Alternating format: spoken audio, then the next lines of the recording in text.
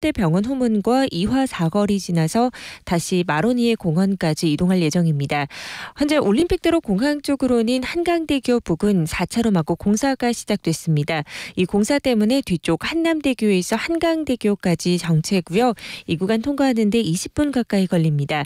나란한 강변북로 일산 쪽 동호대교에서 한강대교 사이 차가 많고요. 이 구간 통과하는 데 15분가량 걸리고 있습니다. 한강 다리 중에서는 서강대교 남단에서 북단 쪽 3차로에서 공사하고 있고요. 양화대교 남단에서 북단 쪽으로도 3차로에서 공사를 하고 있습니다. 고속도로 중에서는 수도권 제일순환고속도로 판교에서 구리 쪽 사고 났습니다. 서하남 나들목 진출로 2차로 화물차 사고가 나면서 처리하고 있기 때문에 주의 운행하시기 바랍니다. TBS 정보센터였습니다. 어우 아가씨 이러다 탈랄라. 잘생긴 나의 눈, 코, 입. 야야야 아직도 안 듣고 뭐하는 거야? 안녕하세요 박명수입니다. 여러분 지금 최일구의 허리케인 라디오를 듣고 계십니다. 어떻게 뭐 이렇게 지원을 받고 있는 거야? 뭐 형 돈으로 하는 거야? 그래 있는 거 써 일단. 허리케인 라디오 들어.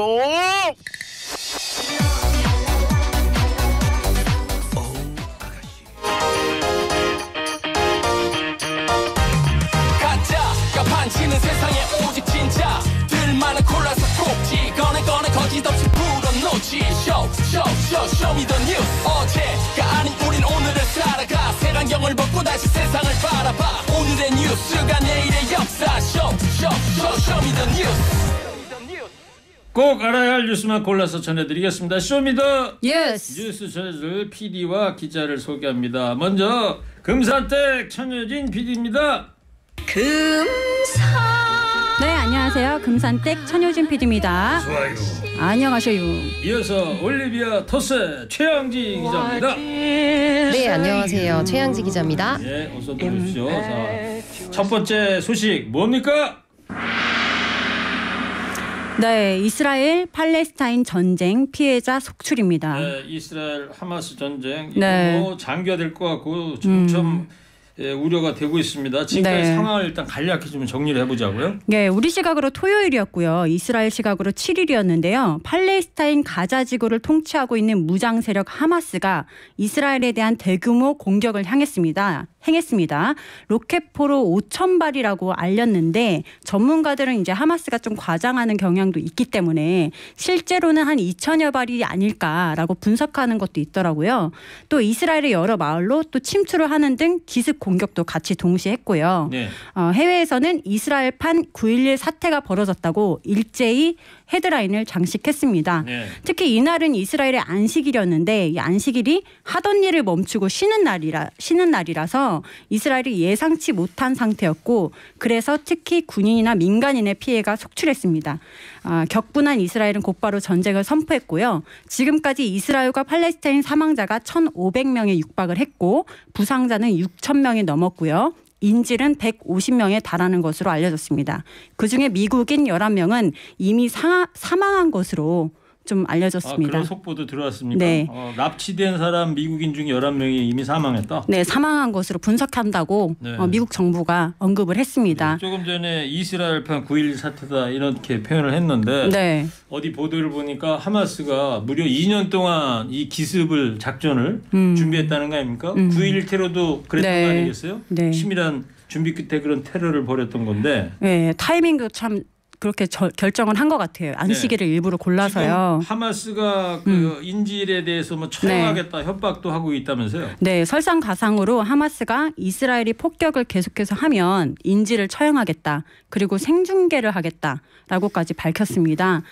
지금 인터넷상으로 하마스가 인질, 특히 여성 인질들을 머리에 두건을 씌운 채 끌고 가는 동영상이 퍼지고 있는데요. 저도 직접 봤지만 참 공포스럽고 잔인하더라고요. 뉴스 시간에 좀 나오죠. 네, 그 하마스가 이스라엘의 보복을 막기 위해서 이 인질들을 인간 방패로 사용할 수 있다는 우려가 있었는데 그 우려가 현실이 된 겁니다. 우리나라 외교부는 성지 순례를 위해서 이스라엘로 간 우리나라 국민의 규모를 360명가량으로 파악하고 있고요. 현재 이스라엘에 있다는 겁니까? 네.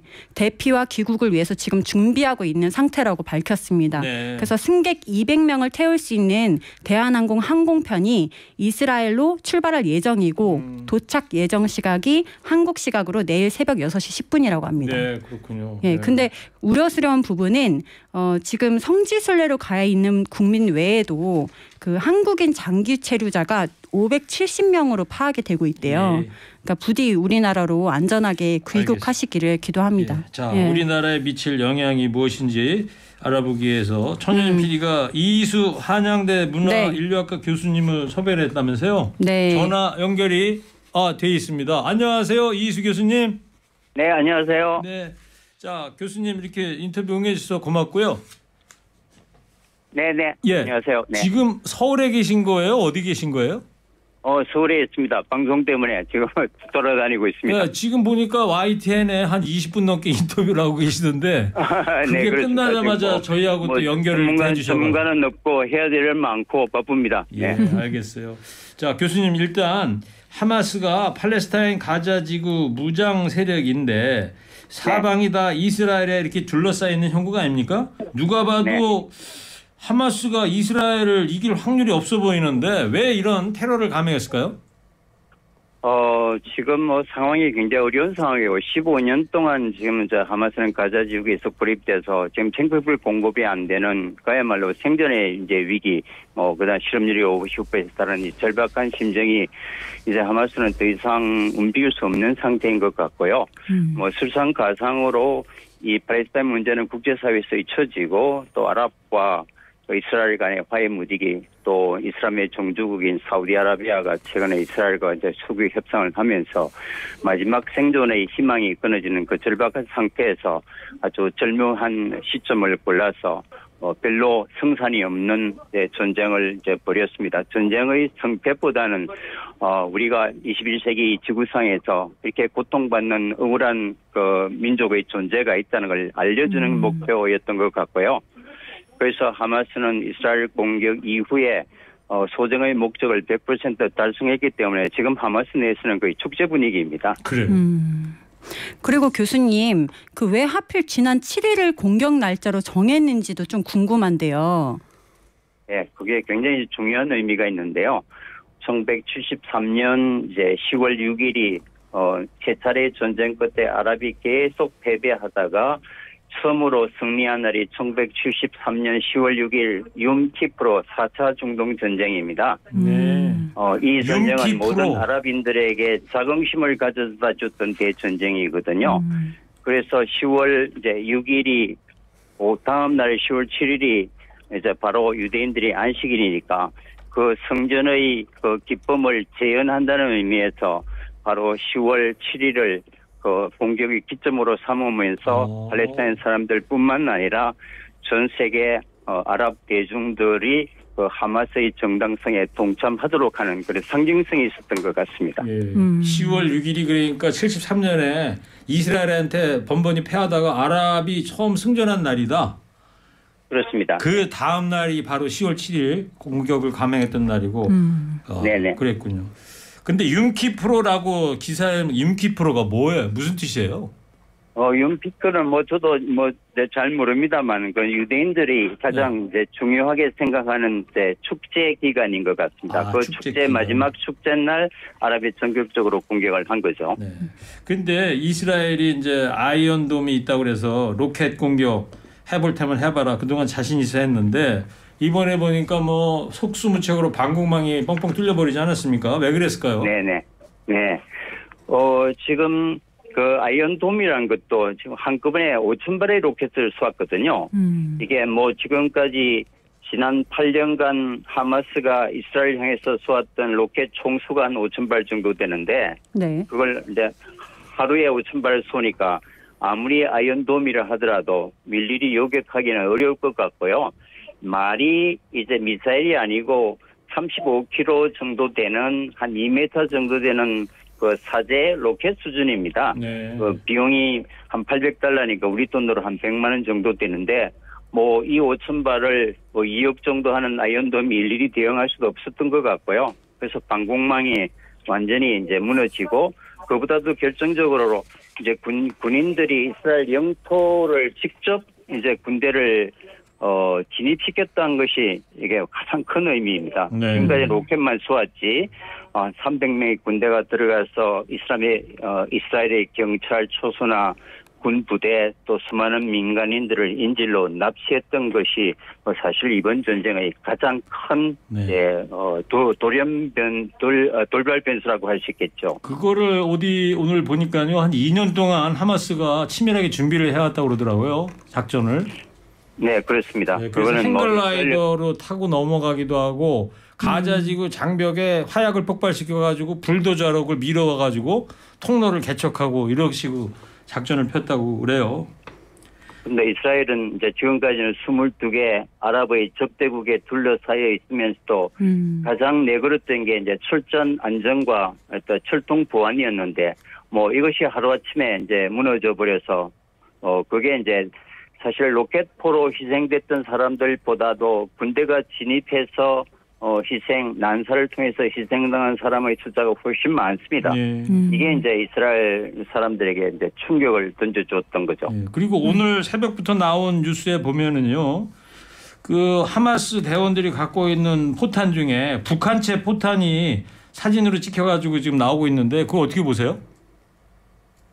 지금 뭐 하마스 입장에서는 수단과 방법을 가리지 않고 어떤 무기든지 이제 무장해야 되는 국제법상으로 탱크 하나, 비행기 하나 못 갖고 있는 상황이기 때문에 그래서 만약에 이제 북한이 밀수 루트를 통해서 그런 루트를 확보했다면 뭐 북한제가 아니라 전 세계 어느 나라 무기도 하마스가 이제 가질 수밖에 없는 그런 절박한 상황이었고요. 뭐 그런 면에서 북한제 무기가 하마스에서 발견됐다는 것도 뭐 저로서는 크게 놀랄 일은 아닌 것 같습니다. 아마 전 세계 밀수 무기가 아마 다 나올 수 있을 겁니다.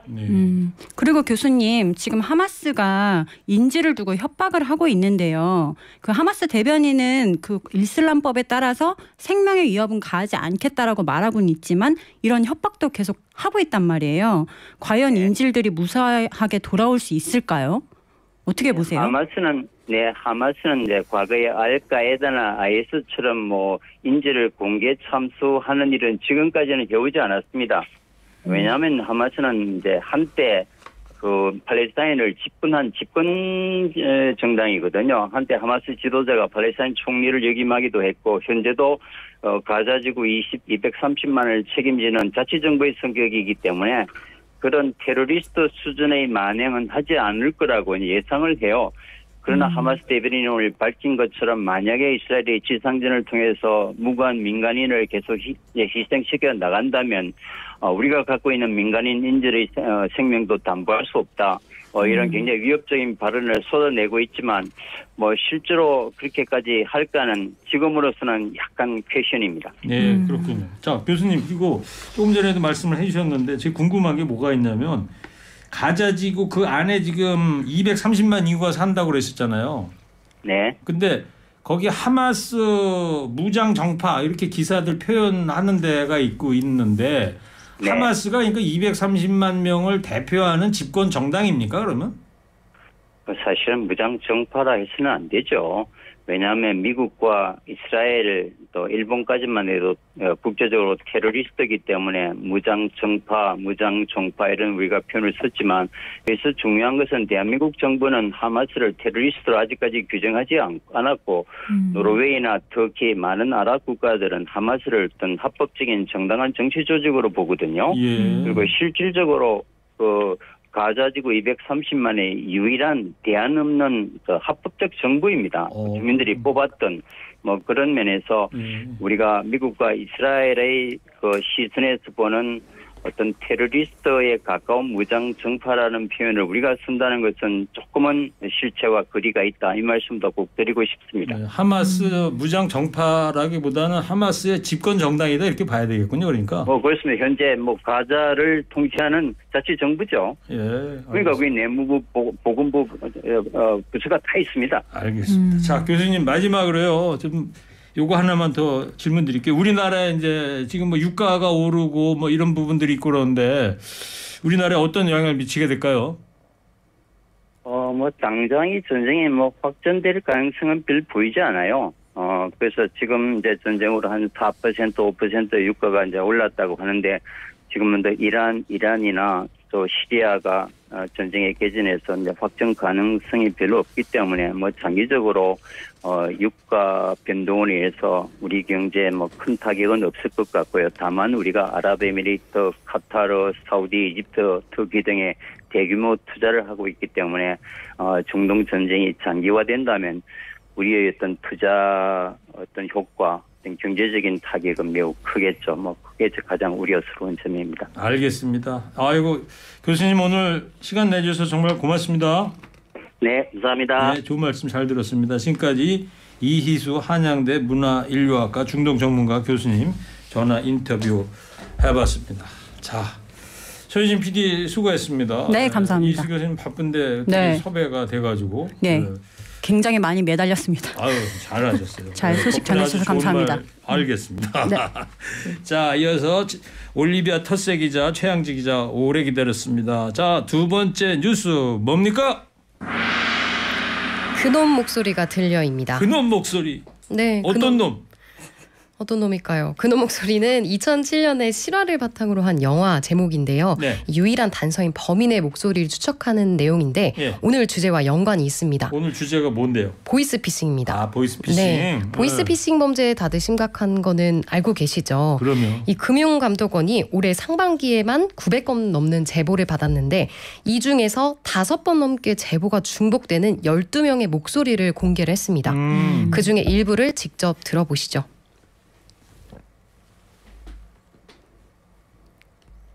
피의자인지 아니면 개인정보 유출로 인해 피해를 본 피해자인지 이 부분을 확인하려고 연락드린 거고요. 아, 그래요? 검찰 출석을 해야 되나요? 네, 그러니까 출석 요구서를 보내드릴 테니까 48시간 이내로 오시면 되시거든요. 알겠습니다. 저 금요일에 제주도 가야 되는데 어떡하죠? 출석 요구서를 받으시고 48시간 이내로 서울중앙지검으로 오시면 되신다고요. 오늘 가도 될까요?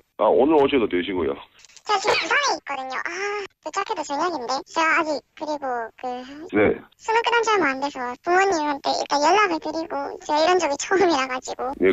그러니까 지금 12명의 목소리 중에 한 명입니까? 그렇습니다. 이놈 목소리가? 네, 그놈 목소리가 한 명이고요. 그러니까 피해자 목소리 출석 요구서를 보내드릴 테니까 오늘 중에 나와도 된다. 맞아요. 가만히 있는 사람한테 전화 걸어가지고 뭐 서울중앙검찰청 네. 뭐 수사관이다 이러면서 네. 이런 출석 요구서 막 얘기하면 겁나잖아요. 겁나죠. 네. 저도 그런 생각을 했는데 네. 이런 보이스피싱의 몇 가지 특징이 있어요. 예. 말씀하신 것처럼 검찰을 사칭하고 이게 수사 목적에 통하다. 이런 이야기를 하고요. 네. 그다음 구체적인 사건을 언급하고 막 전문 용어를 쓰니까 막 혼란스럽게 되는 거죠. 그다음에 이제 피해자라는 걸 입증하지 않으면 안 된다. 소환장 발부하겠다. 압박을 하고 또 언론에서 요즘에 검찰이나 경찰은 개인정보를 요구하지 않습니다라는 네. 말을 하는 거 많이 들어보셨잖아요. 네. 그거를 또 알고 있는지 이 범죄자들이 개인정보 우리는 요구하지 않는다. 안심도 시킨다고 해요. 그다음에 그러니까 우리는 보이스피싱범이 아니다. 내 네. 말들을 들어라. 그리고 고립된 장소에 가서 좀 들어라. 주변을 차단하는 거죠. 도움을 받지 못하게. 그다음에 뭐 이제 IP 주소 보내서 검찰청 사이트 접속을 유도한다던가 이런 여러 가지 수법들이 있었습니다. 예, 그랬군요. 예. 자, 그래서 어떻게 대응해야 하냐. 대응을 해야 될까요? 그래서 무조건 의심을 하고 일단 끊어야 됩니다. 이 상황에서 벗어나야지 내가 지금 어떤 일이 벌어지고 있지 한번 점검할 수 있다고 해요. 그래서 뭐 예를 들어 뭐 대포 통장이 사기 범죄에 이용되고 있어요. 지금 당신의 대포 통장이 뭐 이런 얘기를 한다고 하면 제가 일단 직접 은행에 알아보고 다시 연락드리겠습니다. 이런 식으로 해서 일단은 끊고.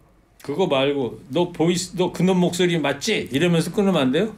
그러셔도 되죠. 그러니까 우리가 겁을 먹지 말고 겁을 먹지 말아야 이상한 돼요. 전화가 오면 당신 보이스피싱 아니야? 그렇죠. 이러면서 확 끊어버리는 게 제일 나을 것 같아요. 그렇죠.